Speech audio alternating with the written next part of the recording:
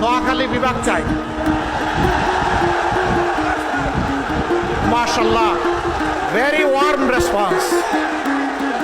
নোয়াখালীতে city corporation চাই, নোয়াখালী শহরকে সিটি কর্পোরেশন চাই। তারপরে হাতিয়া, কোম্পানিগঞ্জ, সুবর্ণচর নদী ভাঙ্গন রোধে কার্যকর পদক্ষেপ চাই।